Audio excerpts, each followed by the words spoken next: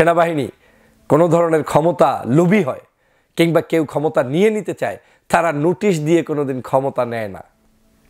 Notice দিয়ে ক্ষমতা নেওয়ার ইতিহাস কোনো জায়গায় নাই। কেউ যদি কুসৃষ্টি করে তাহলে সে রাতের বেলা এমনিই করবে, আপনার নোটিশ দেওয়ার দরকারটা কি? এই সেনাপ্রধান এখন পর্যন্ত আমার দৃষ্টিকোণ থেকে তিনি চাচ্ছেন না যে এ ধরনের কিছু ঘটুক। তিনি এখনো চাচ্ছেন বাংলাদেশ যে নিয়মে আছে চলুক না, দেখি কি করে। অনেক স্পেস কিন্তু আমাদেরকে তারা দিয়েছে। এখন বলবেন যে তারা দেয়ার কে? হ্যাঁ, তারা দেয়ার কে? তারা ছাড়া আপনার দেশ রক্ষা করার বাকি আছে? সারা বাংলাদেশ সবাই মিলে লটর পটর করতে থাকবো, সেনাবাহিনী কি আমার তখন দেশ রক্ষার জন্য এগিয়ে আসবে না? অন্য অন্য বাহিনী কি আমার জন্য এগিয়ে আসবে না? আমার দেশে আমরা পুলিশ আমাদের বেতনের টাকায় রাখি কেন? রাখি এজন্য এই দেশটাকে শৃঙ্খলাবদ্ধ রাখার জন্য। অতএব এই শৃঙ্খলাবদ্ধ যারা থাকতে চায় না তারাই সমালোচনা করবে, আর যারা বিশৃঙ্খল জাতি গঠন করতে চায় তারা এলোমেলো বক্তব্য দিয়ে জাতিকে বিভ্রান্ত করবে, যেটা আমি কখনোই চাই না। প্রিয় সহযোদ্ধা ভাইরা, অতএব আমার মনে হচ্ছে সেনাপ্রধানের ওই ইচ্ছাটা নেই।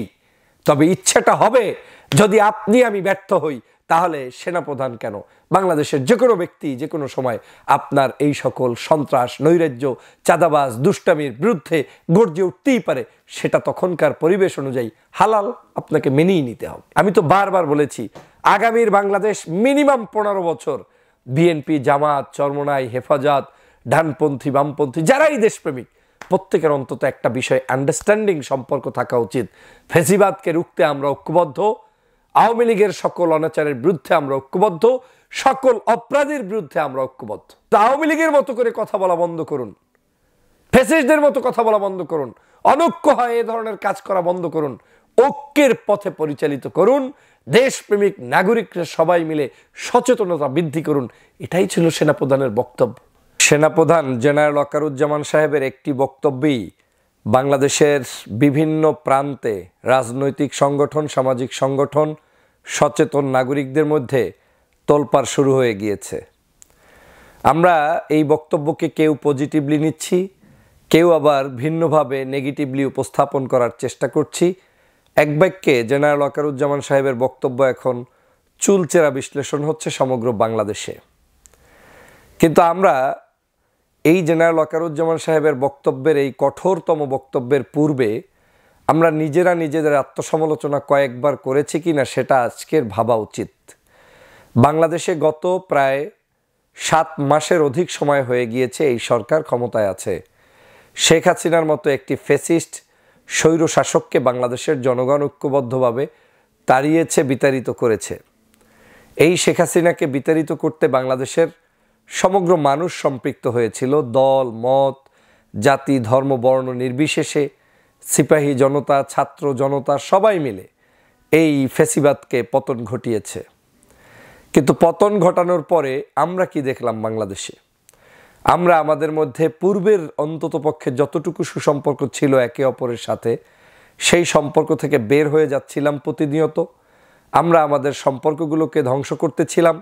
অনৈক্যের বীজ বপন করতে করতে এমন পরিস্থিতি তৈরি হলো যে আওয়ামী লীগ যে ভাষায় বিরোধী দলকে ঘায়েল করত, আওয়ামী লীগ যে ভাষায় একে অপরকে দমন করত, ঠিক একই স্টাইলে আমাদের কোনো কোনো রাজনীতিবিদরা বক্তব্য দিয়ে ঘায়েল করা শুরু করলো।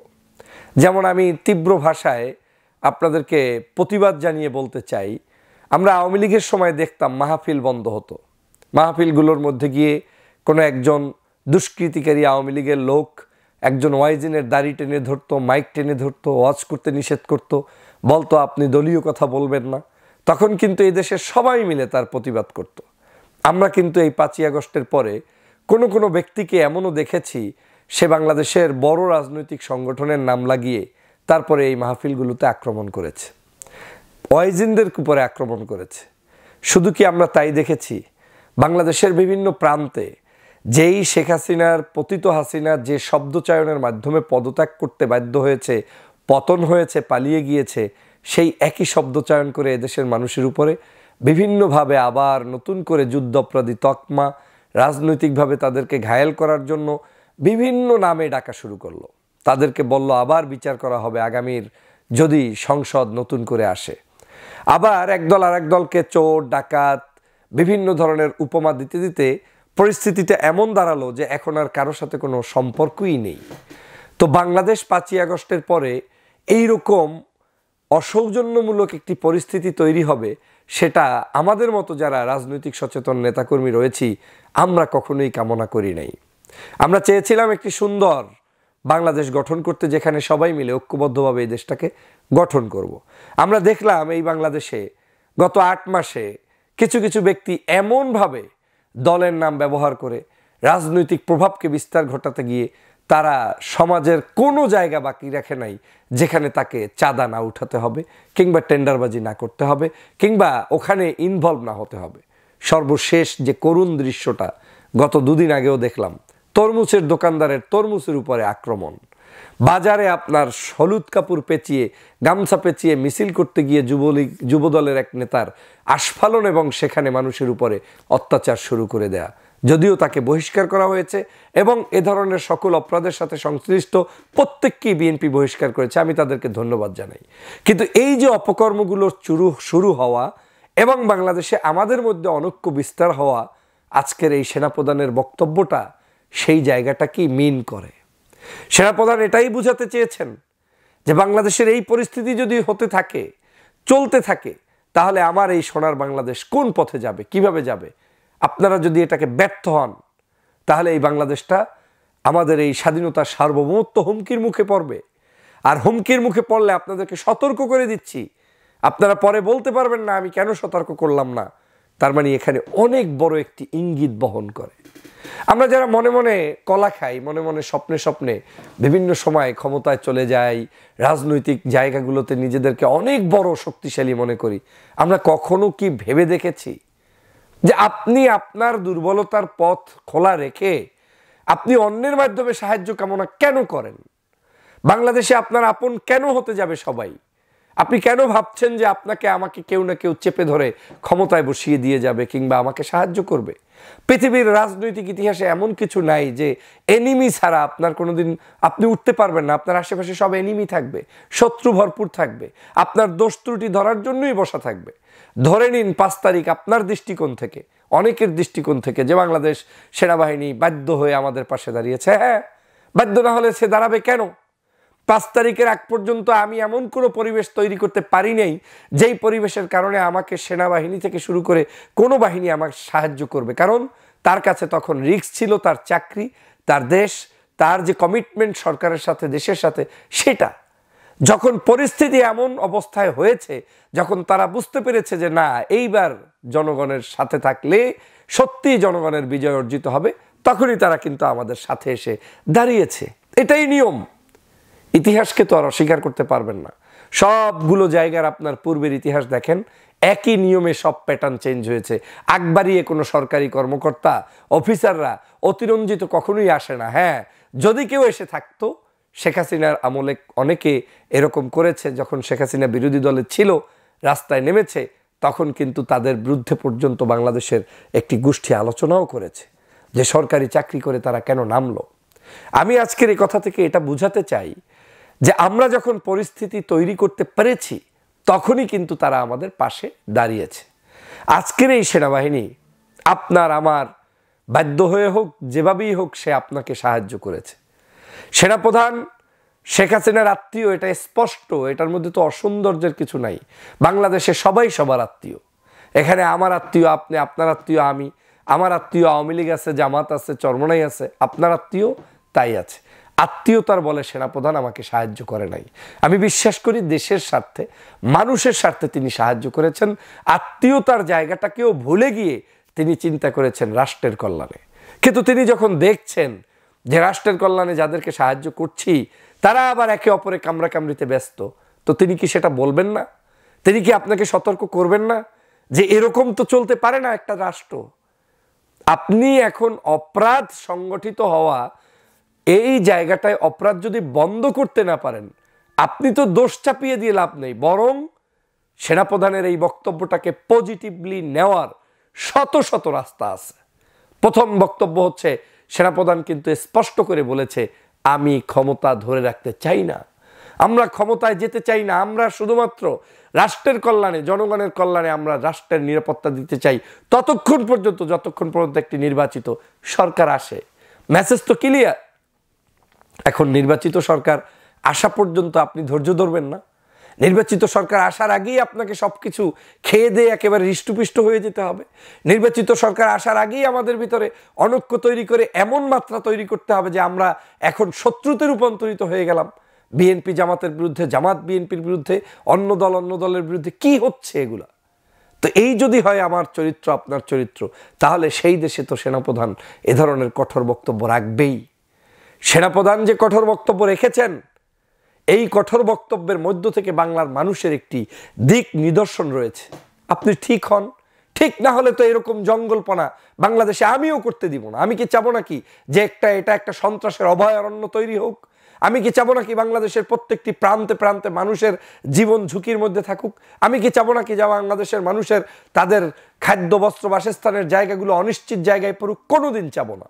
তাতে আমার দল কিংবা আমার আদর্শ বিদ্বেষীও যদি কেউ এই দেশটাকে শান্ত রাখে, সেখানেই জনগণ তখন সমর্থন জানাবে। কারণ আপনি যা চান না সেই মানুষটাও যদি আপনার কল্যাণ করে, আর আপনি যা চান সেই মানুষটা যদি আপনাকে কল্যাণ কিছু না দিতে পারে, তো মানুষ তো তখন ওই অকল্যাণের মানুষটাকেও বেছে নিতে বাধ্য হবে।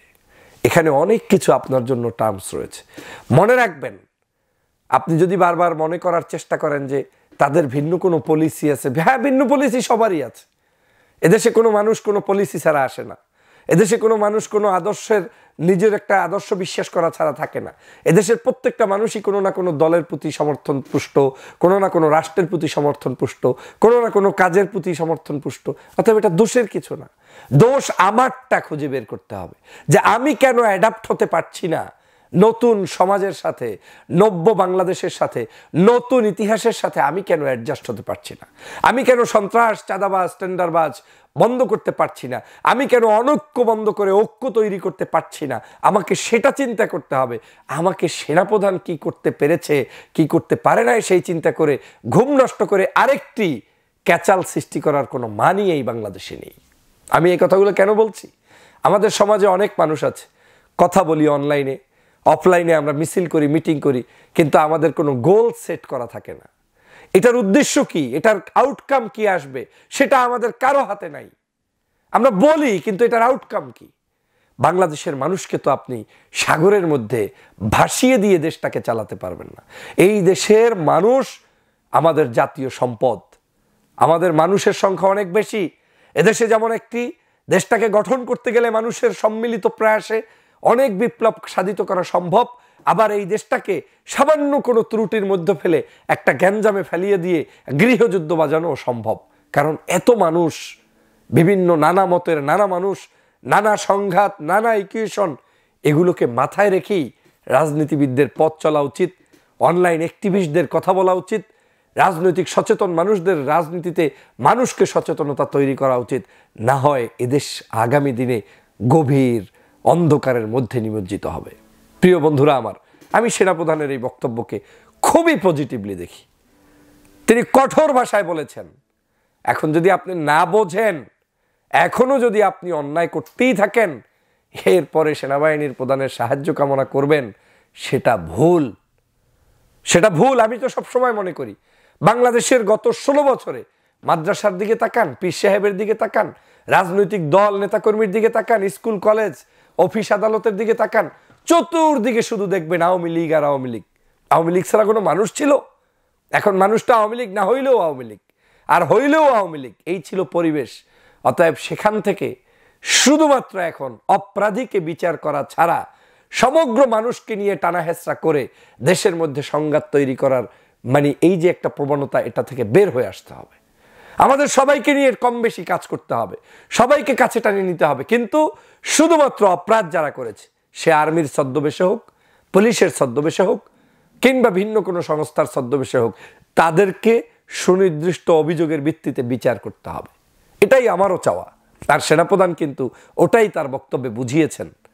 কিন্তু সমগ্র বাহিনীকে, সমগ্র বিপ্লবকে, সমগ্র জাতিগোষ্ঠীর মধ্যে বিভাজন তৈরি করে, সন্দেহ তৈরি করে দিয়ে একজন আরেকজনের পিছনে একটার পর একটা লেগে থাকলে এ দেশ তো গঠন হবে না। আপনিই তো আবার একজনের পিছনে লেগে থাকলে সুপারিশ তো আপনিই করে আসবেন।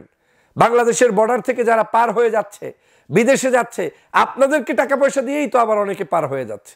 আমাদের নেতাকর্মীদের বাসার মধ্যেই তো অনেকে লুকায়িত আছে। আমাদের দেশের সংস্থাদের সাহায্যেই তো অনেকে অনেক জায়গায় গিয়েছে। অতএব আমরাই কিন্তু আবার ওই শেষ প্রান্তে গিয়ে যাদেরকে নিষিদ্ধ করতে বলি কিংবা যাদের অপরাধগুলোকে বিচার করতে বলি তাদেরকে আমরাই আবার শেল্টার দেই।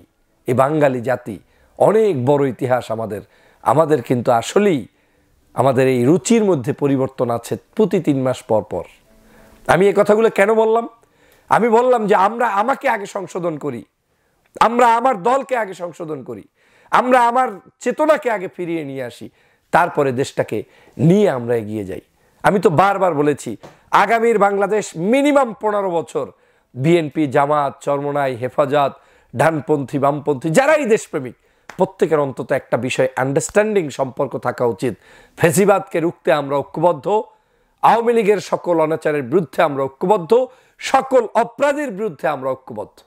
আর বাকি সবাই আমার জায়গা থেকে আমি আমার আদর্শ প্রচার করে বাংলাদেশের মানুষের কল্যাণে কাজ করব। সময় বলে দিবে কে কাকে পছন্দ করবে। এদেশের জনগণ যদি বিএনপিকে পছন্দ করে আপনার আমার রাইট নেই বন্ধ করার। এদেশের জনগণ যদি জামাতকে পছন্দ করে আপনার আমার রাইট নেই তাকে বন্ধ করার। এদেশের জনগণ যদি অন্য আর কাউকে পছন্দ করে সেটা তাদের রুচির ব্যাপার, সেই পছন্দ পর্যন্ত সময় দিন। কিন্তু আওয়ামী লীগের মতো করে কথা বলা বন্ধ করুন, ফ্যাসিস্টদের মতো কথা বলা বন্ধ করুন, অনৈক্য হয় এ ধরনের কাজ করা বন্ধ করুন, ঐক্যের পথে পরিচালিত করুন, দেশপ্রেমিক নাগরিকরা সবাই মিলে সচেতনতা বৃদ্ধি করুন। এটাই ছিল সেনাপ্রধানের বক্তব্য। সেনাপ্রধানের এই বক্তব্য থেকে শিক্ষা অর্জন করে তারপরেই আমাদের পথ চলা উচিত। শোনেন, যদি কোনো সেনাবাহিনী কোনো ধরনের ক্ষমতা লোভী হয় কিংবা কেউ ক্ষমতা নিয়ে নিতে চায়, তারা নোটিশ দিয়ে কোনোদিন ক্ষমতা নেয় না। নোটিশ দিয়ে ক্ষমতা নেওয়ার ইতিহাস কোনো জায়গায় নাই। কেউ যদি কুসৃষ্টি করে তাহলে সে রাতের বেলা এমনিই করবে, আপনার নোটিশ দেওয়ার দরকারটা কি? এই সেনাপ্রধান এখন পর্যন্ত আমার দৃষ্টিকোণ থেকে তিনি চাচ্ছেন না যে এ ধরনের কিছু ঘটুক। তিনি এখনো চাচ্ছেন বাংলাদেশ যে নিয়মে আছে চলুক না, দেখি কি করে। অনেক স্পেস কিন্তু আমাদেরকে তারা দিয়েছে। এখন বলবেন যে তারা দেয়ার কে? হ্যাঁ, তারা দেয়ার কে? তারা ছাড়া আপনার দেশ রক্ষা করার বাকি আছে। সারা বাংলাদেশ সবাই মিলে লটর পটর করতে থাকবো, সেনাবাহিনী কি আমার তখন দেশ রক্ষার জন্য এগিয়ে আসবে না? অন্য অন্য বাহিনী কি আমার জন্য এগিয়ে আসবে না? আমার দেশে আমরা পুলিশ আমাদের বেতনের টাকায় রাখি। কেন রাখি? এজন্যই দেশটাকে শৃঙ্খলাবদ্ধ রাখার জন্য। অতএব এই শৃঙ্খলাবদ্ধ যারা থাকতে চায় না তারাই সমালোচনা করবে, আর যারা বিশৃঙ্খল জাতি গঠন করতে চায় তারা এলোমেলো বক্তব্য দিয়ে জাতিকে বিভ্রান্ত করবে, যেটা আমি কখনোই চাই না। প্রিয় সহযোদ্ধা ভাইরা, অতএব আমার মনে হচ্ছে সেনাপ্রধানের ওই ইচ্ছাটা নেই। তবে ইচ্ছাটা হবে যদি আপনি আমি ব্যর্থ হই, তাহলে সেনাপ্রধান কেন, বাংলাদেশের যে কোনো ব্যক্তি যে কোনো সময় আপনার এই সকল সন্ত্রাস, নৈরাজ্য, চাঁদাবাজ, দুষ্টামির বিরুদ্ধে গর্জে উঠতেই পারে। সেটা তখনকার পরিবেশ অনুযায়ী হালাল, আপনাকে মেনেই নিতে হবে। অতএব আসুন সেনাপ্রধানের বক্তব্যকে পজিটিভলি জাতির কাছে উপস্থাপন করে দেশ ও জাতির কল্যাণে আমরা এগিয়ে যাই। আগামীর বাংলাদেশ গঠন করার জন্য প্রত্যেকে যার যার দলের মধ্যে সংস্কার সাধিত করি, দেশের মানুষকে ঐক্যবদ্ধভাবে আমরা এগিয়ে নিয়ে যাই, সাহায্য করি এবং সকল প্রকার নৈরাজ্যের বিরুদ্ধে আমরা আওয়াজ তুলি। আমরা ক্ষমতায় যাওয়ার জন্য যত বেশি আওয়াজ তুলি, আমরা কি ততটা আমার দলের ভিতরে লুকিয়ে থাকা ডেভিলদের বিরুদ্ধে আওয়াজ তুলতে পেরেছি? পারি নাই। এটাই ব্যর্থতা। আমার সবার আগে উচিত আমাদের ডেভিলদের বিরুদ্ধে ঐক্যবদ্ধভাবে প্রচেষ্টা অব্যাহত রাখা। সবাইকে ধন্যবাদ।